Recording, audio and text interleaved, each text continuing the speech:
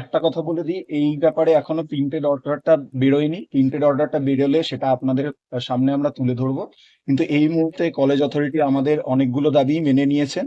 তার মধ্যে প্রধান যে দাবিগুলি ছিল তার মধ্যে একটি দাবি হচ্ছে যে অভিজ্ঞকে ইনডেফিনিটলি এই বর্ধমান মেডিকেল কলেজের ক্যাম্পাস থেকে ডিবার করা হয়েছে, এবং অভিপ্সিতা সাহা এবং বিশাল সরকার এই দুজনকেও ডিবার করা হয়েছে, কিন্তু তারা এখন তদন্তাধীন থাকবে। কলেজ এনকোয়ারি কমিটি যেটা ওনারা তৈরি করবেন 3-4 দিনের মধ্যে সেই এনকোয়ারি কমিটি অ্যানাউন্স করে দেওয়া হবে, এবং একমাত্র এনকোয়ারি পারপাসে তাদেরকে ঢুকতে দেওয়া হবে কলেজ এনকোয়ারি কমিটির কাছে জবাবদিহি করবার জন্য। সেই কারণেই অভিপ্সিতা সাহা এবং বিশাল সরকার কলেজে ঢুকতে পারে, কিন্তু অভিজ্ঞদের জন্য ওনারা আলাদা করে বলেছেন ওনারা ministry of health and family ওয়েলফেয়ারে জানাবেন যে তাকে তার ব্যাপারে তদন্তগুলি করে দেখবার জন্য। এবং কিন্তু এই মুহূর্তে ওনারা মেনে নিয়েছেন যে ওনাকে ইনডেফিনিটলি ডিবার করা হয়েছে কলেজ। মানে অভিজ্ঞতা তার কলেজে ঢুকতে পারবেন না এই মুহূর্তে তাই ডিসিশন নেওয়া, প্রিন্টেড অর্ডারটা কিছুক্ষণের মধ্যে ওনারা আমাদের হাতে তুলে দেবেন। এছাড়া আর কি সিদ্ধান্ত হলো? সেই সিদ্ধান্তগুলো পুরোপুরি আপনারা ওই অর্ডার বেরোনোর পরেই আমরা সেই আচ্ছা, এরা কি ভেট সিন্ডিকেট চালাতে যাদের নাম বললেন? সেটা ওই তদন্তের বিষয়, যেগুলো বললাম যে এনকোয়ারি কমিটি গঠন করা হবে, তারা তদন্ত করে প্রমাণ করবেন কি করবেন না সেটা এখনো তদন্তের বিষয়। এবং অভিজ্ঞদের তদন্তের বিষয়ে কোন অথরিটি করবে সেটার ব্যাপারে এখনো আমরা কোনো জানতে পারিনি, তারা শুধু উপরের অথরিটিকে ইনফর্ম করবেন বলেছে। তো এবার দেখার বিষয়ে কি বেরোয়। মানে বিশাল এবং অভিষেক দুদিনের মধ্যে গঠন করবে, 3-4 দিনের মধ্যে গঠন করা হবে। ওনারা এই মুহূর্তে মেডিকেল কলেজের ডিরেক্ট লিঙ্ক ওদের নেই, ওনারা প্রাক্তনী এখানকার, দুজনেই হাউস ক্লার্কশিপ টেনিওর দুজনেরই শেষ হয়ে গেছে। এই মুহূর্তে ডিরেক্ট লিঙ্ক ওনাদের নেই।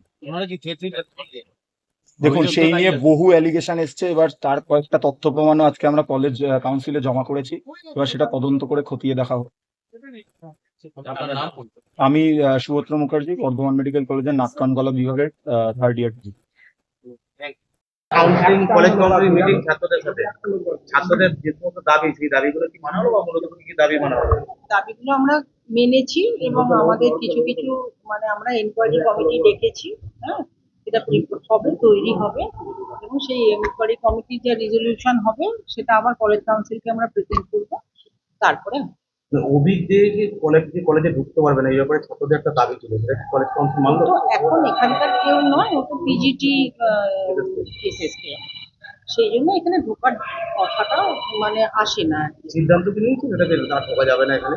আপাতত তোর তো কোনো কাজ নেই, আসার কথা না। এই সিদ্ধান্ত হয়েছে, দেখছি, সিদ্ধান্ত হয়েছে।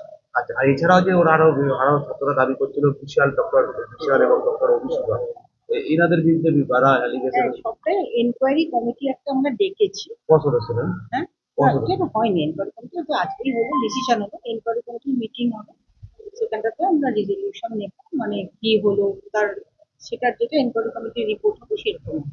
থ্রেড কালচার দিয়ে একটা অভিযোগ করছিল, এবং অভিজ্ঞ এবং তার অ্যাসোসিয়েট বর্ধমান মেডিকেল কলেজে দীর্ঘদিন ধরে থ্রেড কালচার চালাচ্ছে, সেই ব্যাপারে কি কোনো পদক্ষেপ? থ্রেড কালচার আমি আমার নলেজে ছিল না, আমিও থ্রেড কালচার এই কথাটাই দুদিন আগেই শুনেছি। তো সেটা নিশ্চয়ই কাম্য নয়, একদমই আমার ক্যাম্পাসে থ্রেড কালচার একদমই আমি অ্যালাউ করবো না, সেটা নিশ্চয়ই ভবিষ্যতে আর হবে। সন্দীপ